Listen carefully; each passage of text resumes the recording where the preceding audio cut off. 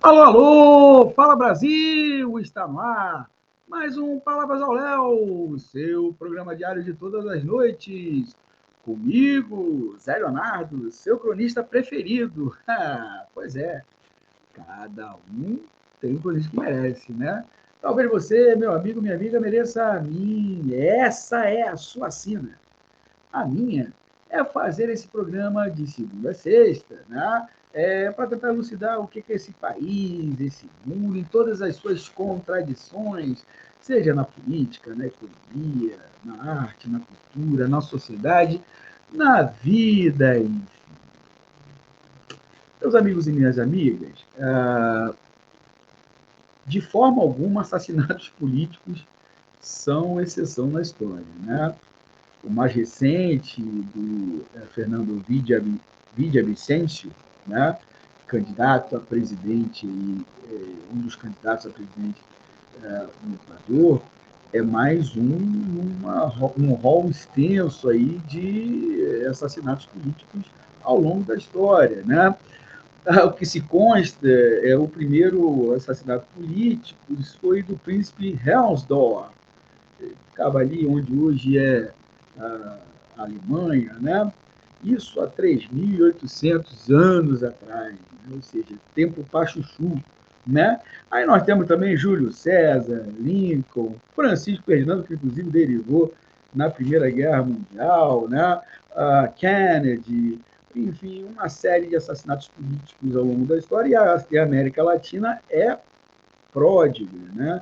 Em assassinatos políticos. Vou citar aqui alguns: Allende, no Chile, Jorge Eliezer Gaitán, na Colômbia, Jacob Arbenz, na Guatemala, morreu no México, mas em decorrência aí, do período que foi presidente guatemalteco. E aqui no Brasil, o caso do João Goulart, né? Com fortes evidências de ter sido um assassinato político, né? Fora os outros que tiveram na época da ditadura militar de ex-presidente, como o Juscelino, né, que até hoje, né, gera também alguma especulação em torno justamente do que foi aquela morte muito estranha, né? Uma série de teorias e contradições a respeito.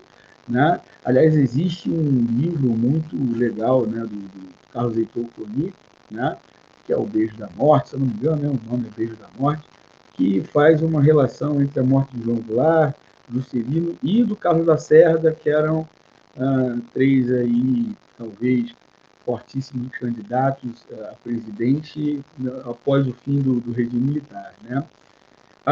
Vale a pena a leitura. Fazer Toconi escreve muito bem, né? E, obviamente, é um livro, né, um romance histórico que é bem legal, né? Bom, gente, então, a morte do Fernando Villavicencio, né, de forma alguma, é uma exceção na história. Ah, e é preciso que se investigue as condições que levaram à morte dele, ao assassinato dele. Né? Ontem, né, vocês devem estar acompanhando, né? O Equador entrou em estado de exceção em decorrência do assassinato, né, do candidato Fernando Villavicencio, né, que era um postulante à presidência do Equador, no lugar do atual presidente Fernando Lasso, né, direitista. E é preciso que a gente analise as condições, né, desse assassinato. Em primeiro lugar, o Fernando Villavicencio, né, ele tinha pesquisas assim confitantes, umas pesquisas davam ele aí em segundo lugar, outros em quinto, né? A eleição no Equador está bem assim apertada, né?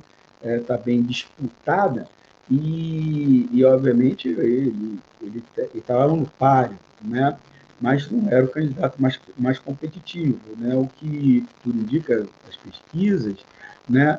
A, a eleição equatoriana estava entre a candidata, né, que era apoiada pelo Rafael Correia, e um outro candidato, né, apoiado pelos movimentos indígenas, ou seja, como dois candidatos mais ligados a bandeiras de esquerda, digamos assim, e o Fernando Villavicencio, apesar de não ter começado sua trajetória política na esquerda, na direita, era um cara até que era identificado com pautas trabalhistas, né, e até defesa de movimentos indígenas, foi gradativamente indo mais aí para a direita, ao centro, né, a centro-direita, e sua campanha estava pautada na questão da segurança pública. O Equador tem um problema, né, muito sério aí de violência, então no combate à violência e no combate à corrupção, né, que são dois temas em que os candidatos de direita exploram bastante, né, o medo da violência, né, e essa questão do roubo do dinheiro público, né, que são, quando os candidatos de direita querem crescer, em vez de explorar outro tipo de pauta, e exploram essas, né, que são problemas de fato, né, então não há dúvida disso. Então, o Villavicencio estava recentemente aí entrando nessa linha, né, mais à direita, né, e, enfim, né, e talvez pudesse até chegar aí, né, a ser eleito. Não sabemos. Mas, enfim, em primeiro lugar, essa questão de que isso não se trata de uma exceção, né, na América Latina, muito ao contrário, a política na América Latina muitas vezes é decidida dessa forma, né, através da violência, dos assassinatos, das prisões arbitrárias, né, dos golpes, né, de coisas que não são coisas do mundo, digamos assim, da política institucional, né? Você tem assim um histórico na América Latina de movimentos violentos, né, de assassinatos e derrubadas de governo que não são, obviamente, mudanças por vias constitucionais.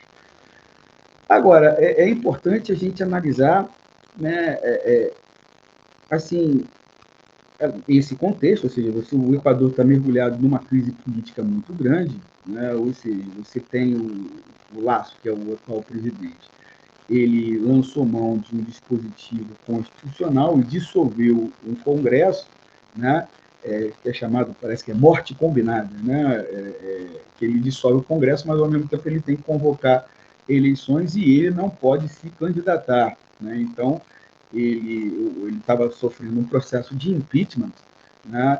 E para evitar esse processo de impeachment ele dissolveu o Congresso, mas ao mesmo tempo que dissolve o Congresso ele tem que convocar eleições e não pode disputar, né? Parece que a direita realmente estava com um problema de engrenar algum candidato, né? Ou seja, você tinha dois candidatos aí mais ligados, mais identificados com a esquerda ou algo parecido com a esquerda, né? No Equador, e, e talvez essa questão, isso eu estou analisando bem friamente, né? Óbvio que a morte de uma pessoa, né? Isso é uma coisa que é condenável, ainda mais dentro do terreno político, né? Mas, assim, tem repercussões políticas. Que repercussões serão, né? Nós vamos ver. Alguns analistas acreditam que esse impacto será um impacto negativo para os candidatos aí à esquerda, e que provavelmente os candidatos mais à direita irão se aproveitar do momento e crescer nessa eleição. Eu, cá por mim, tenho até minhas dúvidas de que essa eleição possa ocorrer, né? Então, o Lasso ele decretou o estado de exceção, né? Ele se comprometeu a fazer as eleições, mas decretou o estado de exceção durante 60 dias, que inclusive passa do período das eleições.